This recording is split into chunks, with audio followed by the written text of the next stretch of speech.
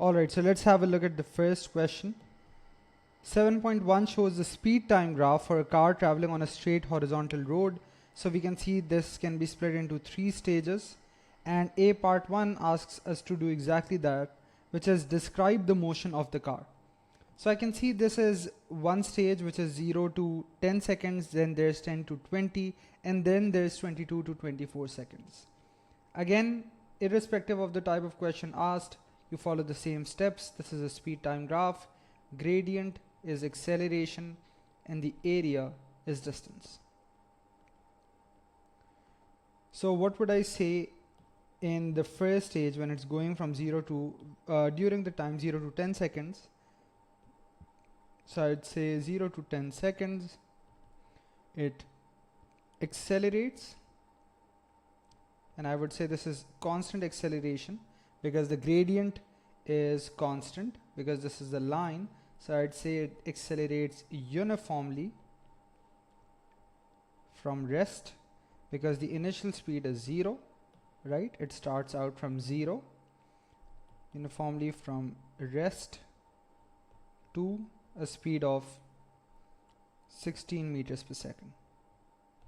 Next, from 10 all the way to 20, this is constant speed because speed is at the same value throughout. So I'd say 10 to 20 seconds, constant speed of 16 meters per second. And then it decelerates because it slows down and comes to rest. So from 20 to 24 seconds, I would say it decelerates to rest. So I've highlighted all important parts of the journey, important points such as starting from rest or ending from rest, and I've also talked about it in terms of acceleration because this was a speed time graph and the gradient tells us acceleration. Alright, next, using 7.1 calculate the distance traveled by the car during the 24 seconds of its motion. Show your working. So now for this one, if I just look at this, the area under the graph would be distance, and in this case it's a trapezium. So let me just highlight what is what here. So for the trapezium I need the parallel side here. This is 10 to 20, so this is 10, and all of this is 24, and the height is basically the distance between the parallel sides. So this thing then, this is 16. So half into height into sum of parallel sides. So area equals distance, which is half, into height, which was 16, and sum of parallel sides 10 plus 24, and we just chuck this into the calculator. So when we actually do this, this turns out to be 272. The unit is not given, so it's part of the correct answer. If you just write 272 without the unit, you will lose a mark. So this is 272 meters. On to the next one, calculate the average speed of the car during its motion. You have the total distance traveled. So for average speed, you will just use total distance over total time. Total distance was 272. The total time it took was 24 seconds. So divide that by 24. And this turns out to be 11.33. So 11.3. Again, units are not given. So this is up to us to write it. A second car travels at a steady speed. It travels the same distance as the first car in the 24 seconds of the journey. Draw the speed time graph for the second car. This is actually what the concept of average speed is, because average speed is the one speed that a car should travel at to complete an entire journey at just one value of the speed. So imagine that your speedometer is entirely at just one value of the speed throughout. So because we found the average speed and it travels at a steady speed, so it has to go at the average speed to complete the same journey and cover the same distance. So on this graph, I just need to find out where 11.3 would be. So this is a difference of 4 units spread over 5 boxes. So each box is 4 over 5, which is 0.8. So 8.8, 9.6, 10.4, and this would be 11.2, right? And then this would be 12. So more or less at the 11.2 mark. So it's going to be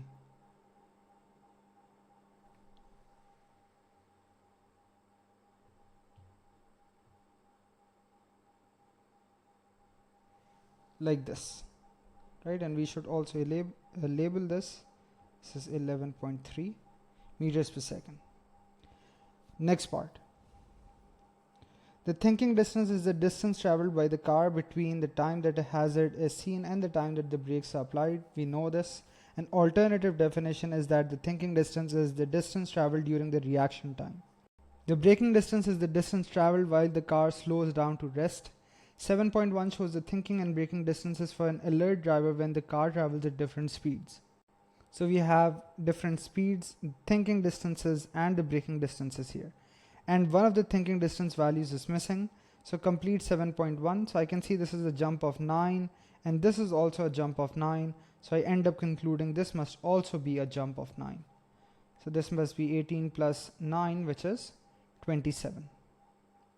Next, the time it takes for the driver to react to the hazard is constant at different speeds.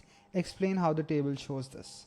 So we can see that the time it takes for the driver to react would basically be according to the distance, because I have speed, I have thinking distance, so I can then find out the time as well. So let's say if I try to do that for any one value, speed is distance over time. All right, let's do this here. So speed is distance over time, so time would be distance over speed. So if I do this for any of the values, and conversion is not even really important here, but if I do this 9 over 20, this would be 0.45. This would also be 0.45. This would also be 0.45. So you can see that the ratio of distance to speed, which is really the time, that is constant here. So this is how we can see that the time to react is the same even at different speeds. Or if you don't like this, you can also say that each 20 kilometers per hour increase in speed leads to the thinking distance increasing by the same value, right? So we'll say this, that the thinking distance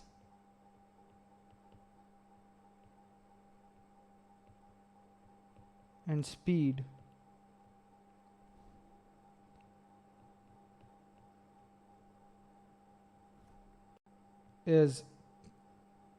are proportional. You can also say this, or you can also use the time equation above to show that.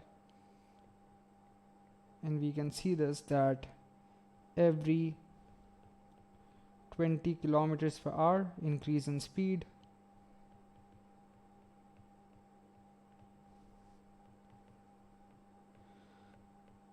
causes thinking distance to increase by 9 meters. Right? Or you can also use anything related to ratios to explain this. Or you can use proportionality. Yeah? State what happens to the thinking distance and the braking distance when the driver is tired.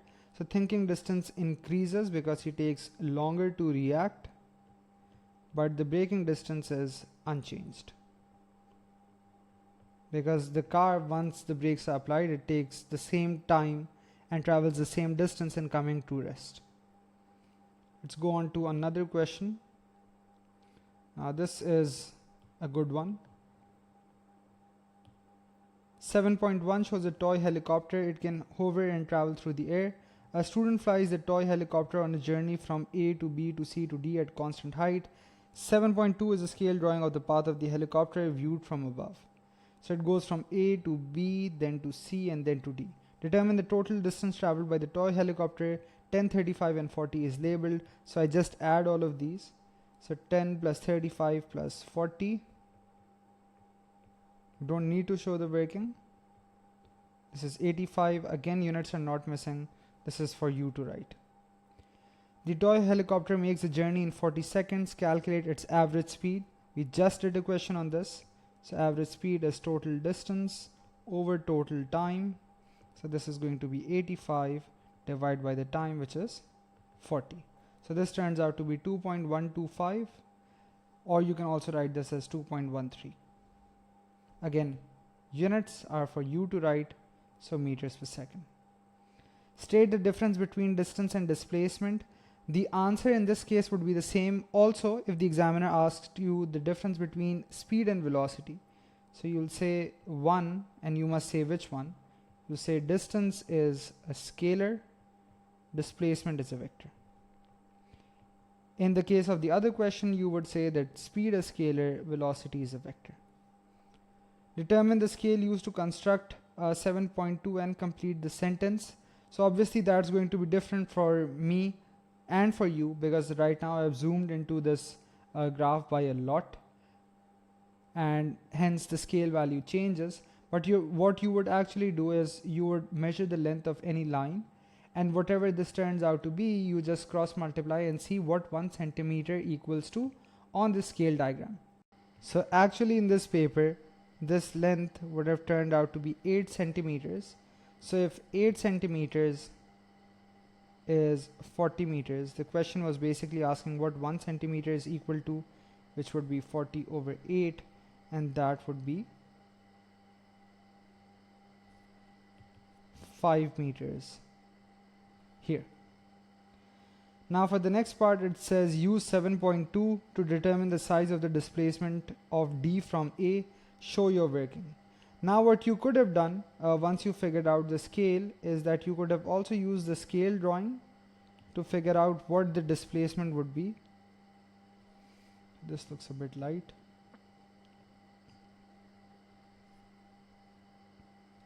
But this is really the displacement that you have to find out. Now I can also use the scale, or I could also use trigonometry here. How could I use trigonometry is if I drop another line here just to show you how this triangle is forming. So this is the right angle triangle. You know that all of this is 10, all of this is 40. So all of this thing,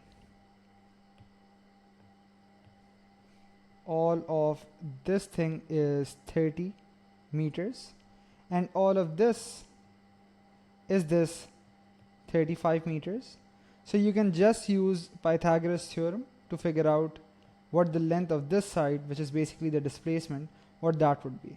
So it's just going to be 30 square plus 35 square under the root. So let's do that. So 30 squared plus 35 squared under the root. So this turns out to be 46 meters. Similarly, angle between north and direction of displacement of point D from point A. So if I want to make the north here, this is how the north would be, and you can just calculate this angle. So for this angle, you can again use the right angle, or if you did the previous one using scale drawing, again you might also want to do this using a protractor, and that's also perfectly fine. So in this case, I would just use this. So I know 30 and 35. By the way, I also know this, but let's say I want to use these two values. So this is some angle, let's call this theta. So this is opposite to this angle, this is adjacent to this angle. So I'm going to say tan theta equals opposite over adjacent. So tan inverse 30 over 35. Right, so tan theta equals 30 over 35. So I'll just take the tan inverse then, and this should turn out to be, so this value turns out to be 40.6 degrees. State what is meant by velocity. So this is a pretty textbook definition: rate of change of displacement. The only other acceptable definition is change in displacement over change in time. Alright, next. Another toy helicopter flies directly from point A to point D in 40 seconds. Explain why the magnitude of the velocity of this toy helicopter is smaller than the answer in A2. So if something goes directly, Then if I think about this, this is the distance which it was traveling in that case. But if it's going directly, then it's only doing that 46 meters that we just found out. So it's saying, why is this velocity smaller? Then it makes sense because the time for both of these is 40 seconds and the distance traveled in going from A to D is less. So I'll just say this, less distance traveled in going directly.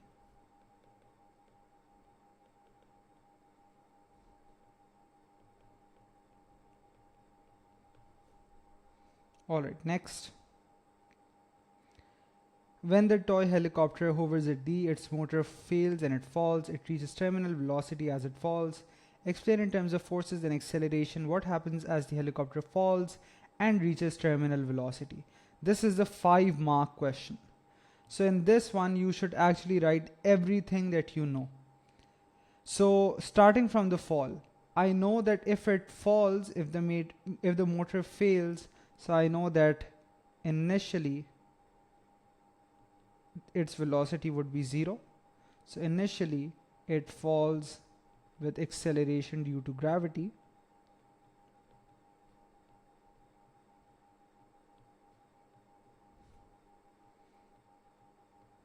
Since, let me zoom in here, since weight is the only force acting.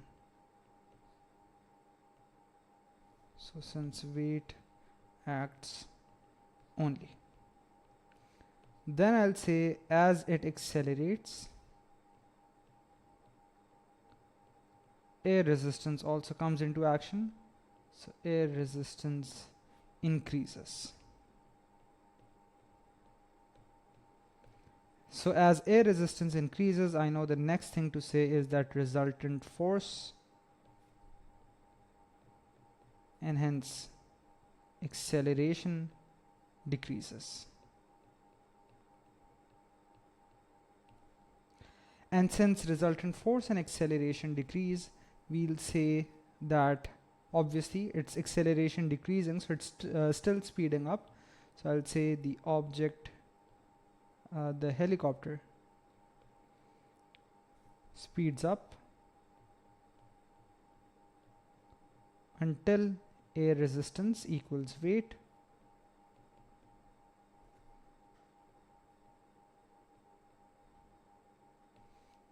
And then you'll say that since resultant force and acceleration are 0,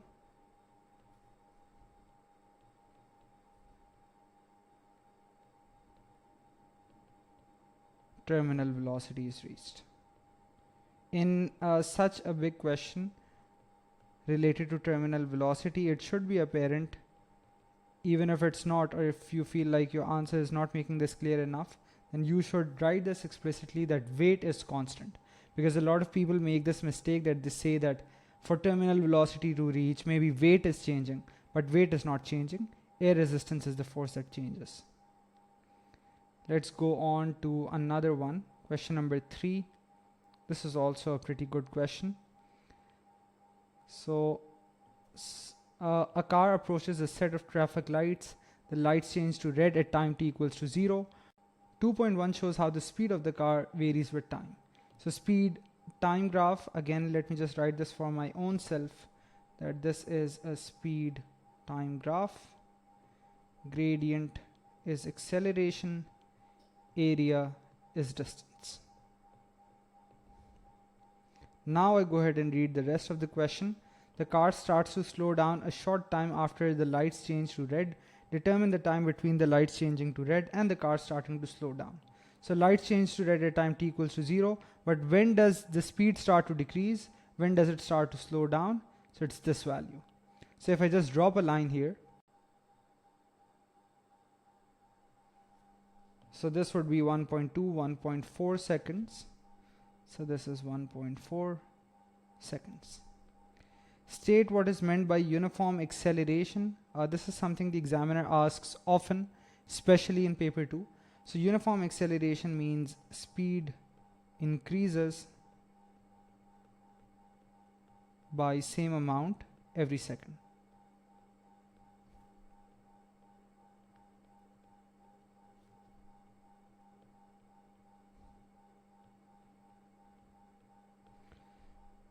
Now the next part is where most students would make mistakes. State how 2.1 shows that the deceleration of the car between t equals to 2 and t equals to 7 is non-uniform. So this is t equals to 2, this is t equals to 2, this is t equals to 7. It says how is it not uniform? Is this correct? If you say that the speed is not decreasing because this is deceleration by the same amount every second, the answer is yes, this is correct. But would writing this here get you the mark? And the answer is no, because the examiner is asking how this graph shows that the acceleration is non-uniform, or the deceleration in this case. It's very obvious here that this graph is not a straight line. And if it's not, then let me just make a straight line for you guys. This is how the straight line would be. There is a kink here in the middle, and these are basically two lines which are sort of disjointed here at the center. So you will say the graph is not a straight line, right? Otherwise, for the deceleration to be uniform, it would have looked like this purple line. So I'll say that the line is not straight. Or another acceptable response would be to say that the gradient is not constant, because only lines have constant gradients. Determine the distance the car travels from the moment it starts to slow down until it stops. So now let me get rid of this line again and let me work with this graph here. So first off, you've identified that since this is not a straight line, there is a break here. So I am going to drop a line again here at this break, and now I can see the shapes that I have. So this is a trapezium and this is a triangle. Right, so this is 1.4. So 1.424, how much is this? Is what we need to start with. So 1.424. This thing would be 2.6. Right, this is the height. And now I need to figure out the parallel sides. So this is 8. And this one, all of this is 20.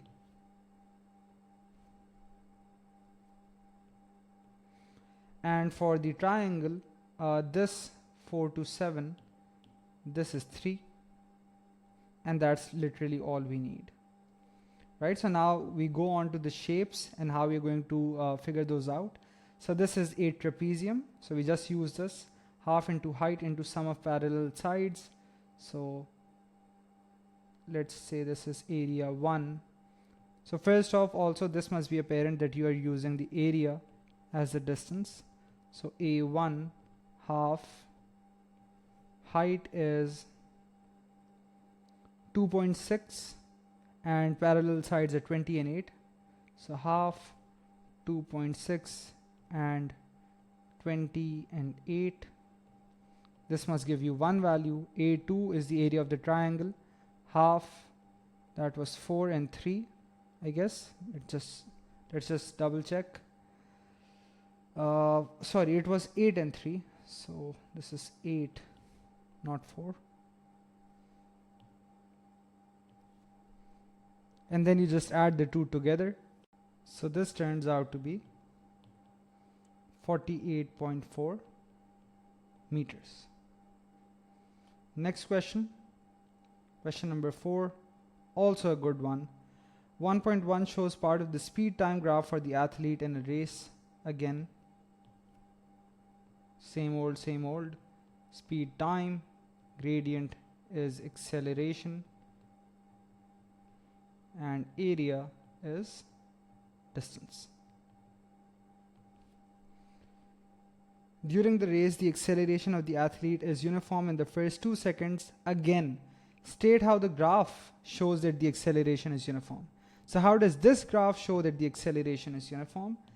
That's basically using this. Since gradient is acceleration and gradient is constant, because this is a line, you will say that this is also constant. So you can say gradient is constant, or you can also say this is a straight line. Both are acceptable responses. Determine the distance traveled by the athlete in the first 2 seconds. So 2 seconds, I have this guy here. And I just need to see what this value is. So this is smack in the middle of 10 and 8. So this is 9. So this is just a triangle. Please don't use distance equals speed times time. That only applies for constant speed. So base is 2, height is 9. So half into 2 into 9. Area equals distance equals half times 2 times 9, which is just 9 meters. During the rest of the race, now this is the fun part of this question. From 2 to 5.5 seconds, the acceleration of the athlete decreases. Now acceleration decreases, speed does not decrease. Now you just wrote down above that the acceleration of this, for the speed time graph, the gradient is acceleration. And if the acceleration is decreasing, this means gradient is decreasing. And from your knowledge on curves, you should be able to recall that this is a curve like this, which is flattening out. And this is basically where the first part ends after the 2 seconds. So where do you make this curve go and settle? That's what the next point tells you. So at 5.5, the athlete reaches a max speed of 12. So after the decreasing acceleration, it reaches a max speed of 12. And then from 5.5 to 8, it travels at the constant speed of 12. And then from 8 to 11, the athlete decelerates, finishing at 10. So let me just first highlight some points. So from 2 to 5.5, the acceleration decreases, and at 5.5, it has a speed of 12. So 2, and let's see where 5.5 is. So this is the 5.5 and 12 mark, and then till 8 seconds, it's also at 12.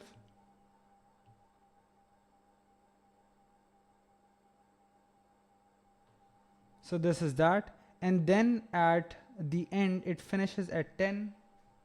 So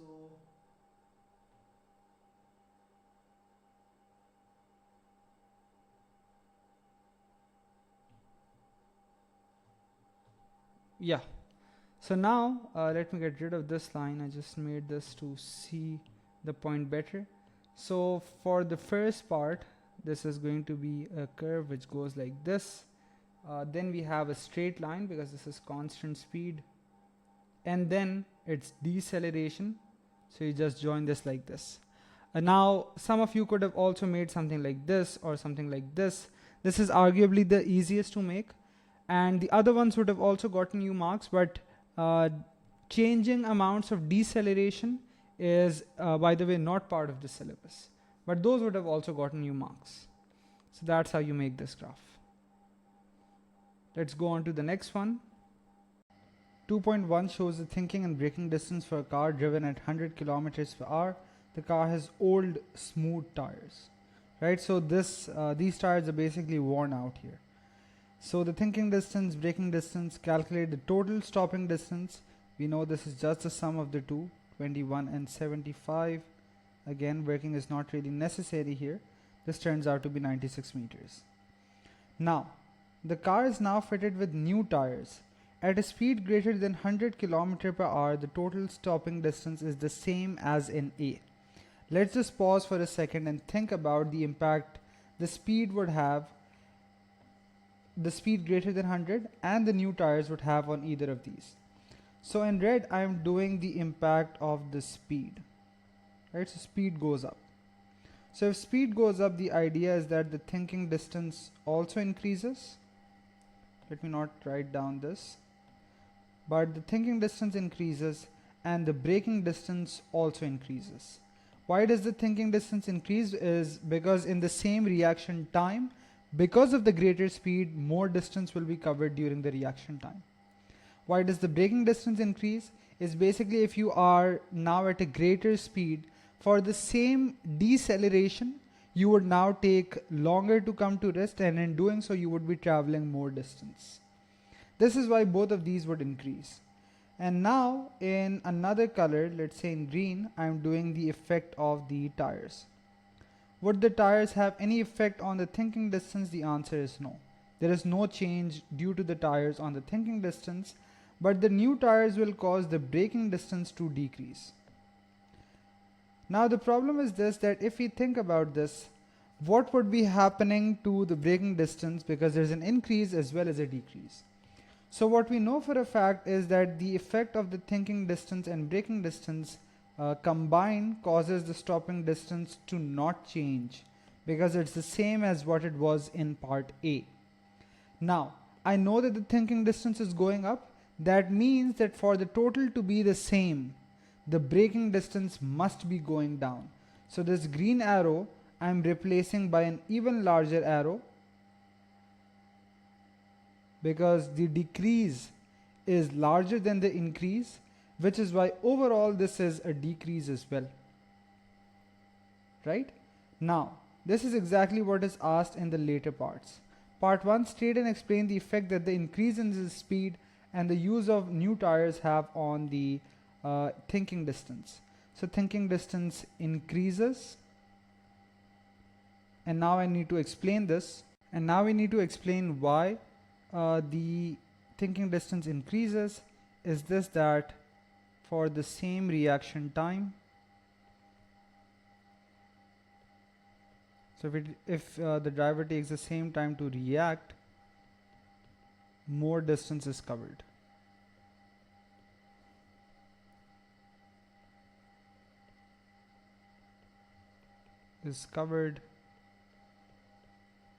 Due to the greater speed,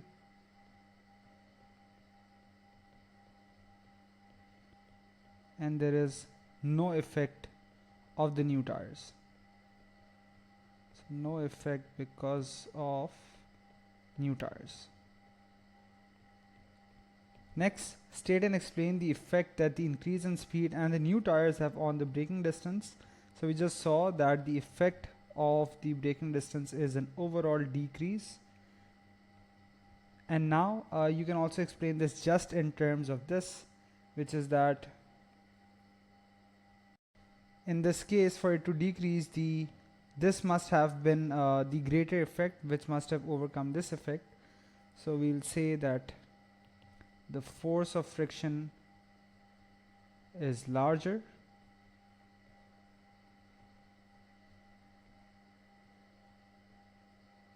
causing more rapid deceleration.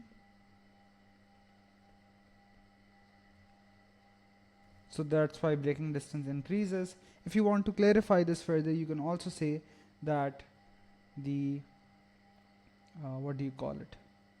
The increase in speed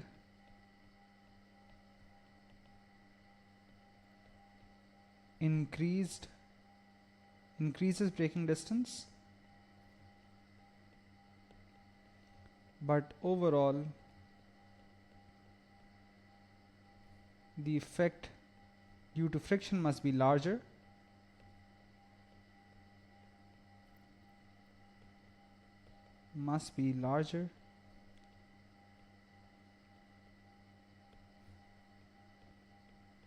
for the total stopping distance to be the same.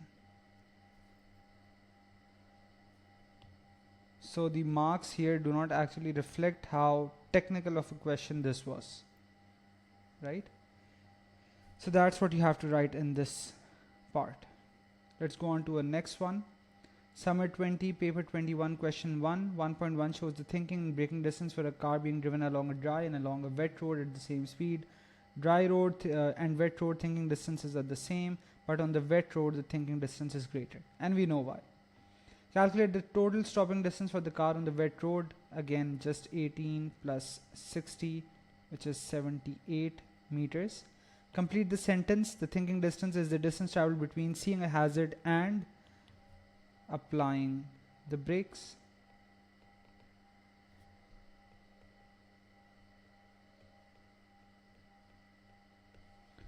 Right?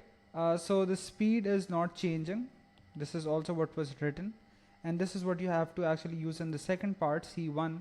Suggest why the thinking distance is same on both roads. So why is the thinking distance the same? And the thinking distance is basically this, so distance traveled between seeing a hazard and applying the brakes.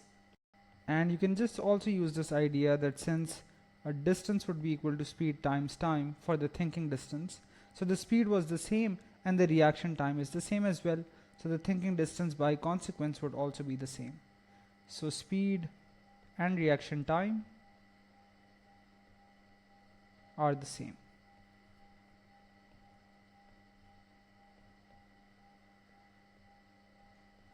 Alright, next, explain why the braking distance is larger when the road is wet. So this you need to explain fully in terms of forces, acceleration and time. So with the road wet, you will say the frictional force decreases. So friction is lower. So this causes, by F equals ma, this causes a smaller deceleration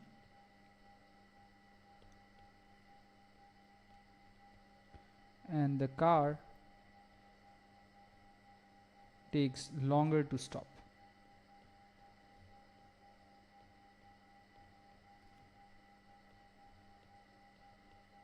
Right, so if I just write down the equations that I've used in my second response are these two. First, I use this, F equals to ma, force goes down, acceleration also goes down. The second one is basically this, a equals v minus u over t. If the acceleration goes down, then it's going to take more time for it to come to rest.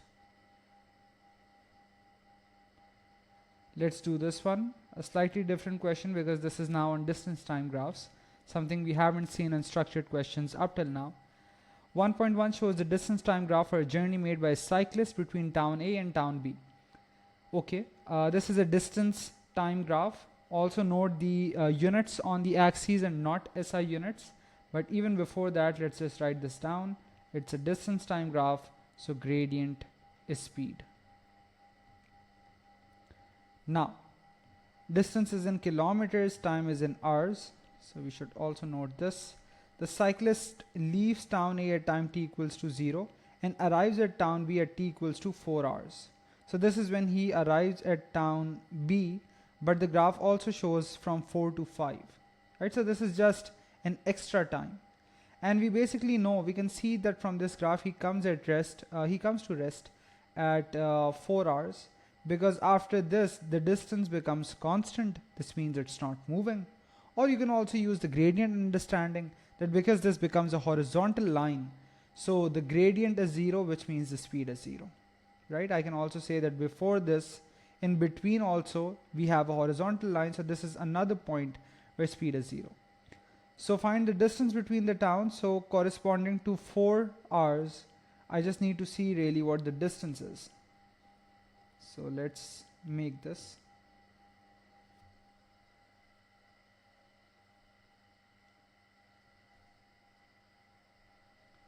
So this looks like 58 and the unit is kilometers. So that's what this is. Determine the time for which the cyclist rests during the journey before he reaches town B. So he also rests after reaching town B, but we are asked about this one because this is before reaching town B. So I just need to again read off whatever these values are.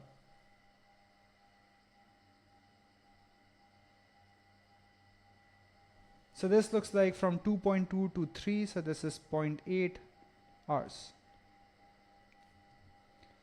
The speed of the cyclist near the end of the journey is greater than the speed at the beginning. State how the graph shows this. So I can see that he's moving here and he's moving here. This is rest, this is rest. So it says that the speed near to the end of the journey is greater than this one here. For that we can just use this idea. Because this is steeper, so the gradient here is greater than what it is here. So I can say that the line later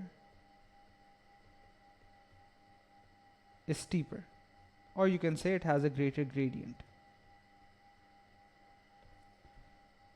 Part C, calculate the average speed of the cyclist for the journey from A to B. So average speed, again we know the formula, total distance over total time Total distance was just 58 kilometers that I found in a previous part. Some of you might be tempted to just look at the graph and use this value, but the examiner explicitly told you that he reaches at 4 hours. So that's the time you'll use. So 58 over 4, which turns out to be 14.5. Again, non-SI units that come from the units that you've used here, kilometer and hours. So this is kilometers per hour. Alright, this is a slightly different flavor of question altogether. A cyclist travels along a straight horizontal road as shown in 1.1. Describe how the average speed can be measured. Now we've used the average speed formula quite a couple of times, so we know what the formula is: total distance over total time. The question further states, in your account suggest what equipment is used, measurements that are made, and how the average speed is calculated. So we can say that we measure the length of this road. So we need this distance d. And whenever he passes, we need these times as well. So we can find the time interval and then we can use the formula. So this is just what we need to say. So the distance, this seems like a pretty large distance. So I'm going to go with the choice of a measuring tape, which can measure up to 60 meters. And for the times, I'm just going to say a stopwatch. So distance between two marks is needed, measured with a measuring tape.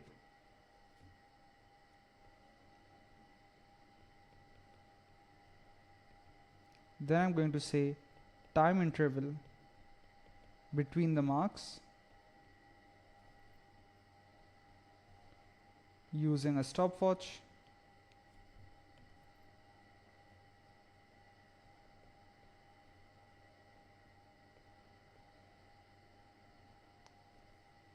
And the third thing to say is just the formula, which is average speed equals total distance over total time. Part B, for the part of the journey, the cyclist has a constant negative acceleration. State what is meant by a negative acceleration. So we know this is just deceleration, right? If you want to expand on this further, you can say this is a decrease in speed. An increase in speed is positive acceleration, means speeding up. Decrease in speed is negative acceleration, which is known as deceleration. So the object is slowing down. Size of the acceleration is given. Calculate the change in speed of the cyclist in a time of 2.5 seconds. So acceleration is v minus u over t. And if you think about this v minus u, this is just basically delta v over delta t. So if I need the change in speed or velocity, this is just going to be acceleration times the time for which it happens. So that's really 1.8 times 2.5. So 1.8 times 2.5. This is going to be 4.5. And this is meters per second, because the change in speed would have the same units as speed itself. Next question, the last one. A car accelerates from rest in a straight line. During the first 14 seconds, the acceleration is uniform and the car reaches a speed of 25 meters per second. A1, calculate the acceleration of the car. So acceleration, the formula we just saw, v minus u over t. Final velocity reached is 25. Initial velocity is 0 because it starts from rest. And all of this happens within a time frame of 14 seconds. So this turns out to be 1.7857. So 1.79 units would be meter per second square. After the first 14 seconds, the speed of the car continues to increase, but the acceleration decreases. Speed increases, acceleration decreases. From 70 to 80 seconds after the start, the car moves at a constant speed of 55 meters per second. Alright. So first 14 seconds is uniform acceleration, right? So if I just figure that out, where do we have 14? So I know it starts from rest. This is point number 1. and then at 14 seconds, so right in the middle, this must be 10. So 2, 4, 6, 8, 10, 12 and 14. Okay, I lost it. 18, 16, 14. And at 14 we know the speed is 25, right? So let's see where 25 would be. So right in the middle would be 30. So 25 would be halfway between that. So this is the next point. Just getting rid of this now. This is supposed to be a straight line, by the way. Again, let's write this down because this is a speed time graph. The gradient is acceleration and the area is distance, right? So now it says the speed of the car continues to increase but acceleration decreases, and from 70 to 80 the car moves at a constant speed of 55. So 70 to 80, 70 would be right in the middle. So 50, this is at 70, the speed is 55, and so is it at 80 as well. So now we know that this is going to be a straight line like this. Let's use a different color for this. This is the straight line. This is also a straight line. And again, the idea is the same in between, where the acceleration decreases. So this means acceleration goes down, so the gradient is supposed to go down. So this must be a curve which is flattening out. So it must look like this, and it smoothly joins into the line like this. At a later time, the driver applies the brakes to stop. He is wearing a seat belt and slows down in his seat. A bag on the seat next to him slides forward across the seat towards the front end of his car. Using ideas about forces, explain why the driver slows down but the bag slides forward. So I guess we all can see here that there are no seat belts on the bag. There is a bag on the man though, and this is basically what is holding him back. So I'll say there is a force by the seat belt on the driver holding him back.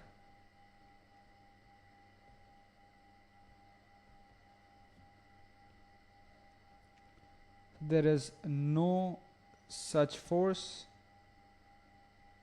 on the bag, and because of its inertia, right? This is the property of a mass, to resist changes in motion. So if it's going forward, it would want to go forward, and because of its inertia, it slides forward. Alright, so that's all the structured questions as well.